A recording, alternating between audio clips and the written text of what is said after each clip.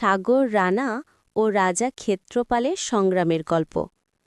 বর্ধমান জেলার নবগ্রামে একটি ছোট্ট পাড়া আছে। পাড়াটির নাম ষষ্ঠীপুকুর পাড়।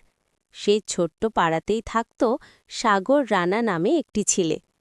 ছোটবেলা থেকেই সে স্কুলে পড়াশুনো করত, কিন্তু পড়ার সময় তার মনে সবসময় একটা চিন্তা ঘুরত।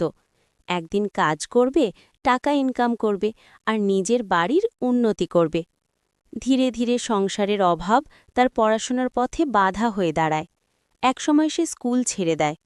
স্কুল ছাড়ার পর সে বিভিন্ন জায়গায় কাজ করতে শুরু করে, কখনো এখানে কখনো ওখানে।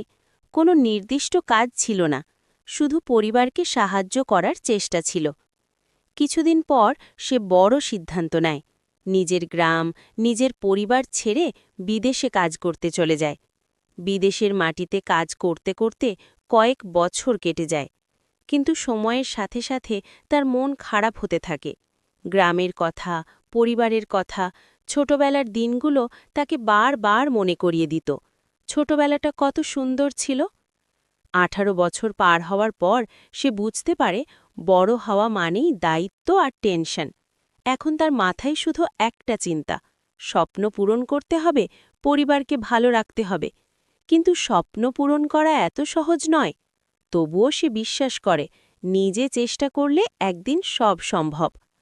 ছোটবেলা থেকে তার একটা স্বপ্ন ছিল, একটা বাইক কিনবে। কিন্তু সময়ের সাথে সাথে স্বপ্ন বদলে যায়। এখন তার প্রথম লক্ষ্য নিজের পরিবারের জন্য একটা বাড়ি তৈরি করা। সে ভাবে পরে হলেও একদিন নিজের স্বপ্নের বাইক অবশ্যই কিনবে। এই গল্পে আরেকজন আছে, সে হল রাজা ক্ষেত্রপাল। তার বাড়িও সাগর রানার বাড়ির পাশেই।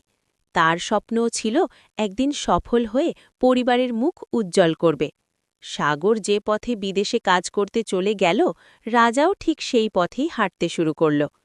আজও তারা দুজন চেষ্টা করে যাচ্ছে। জীবনের কষ্ট, গরিবি, টেনশন সব কিছু পেরিয়ে তারা বিশ্বাস করে একদিন তাদের স্বপ্ন পূরণ হবেই। কারণ গরিবি কখনো মানুষের স্বপ্নকে থামাতে পারে না, যদি তার মন শক্ত থাকে।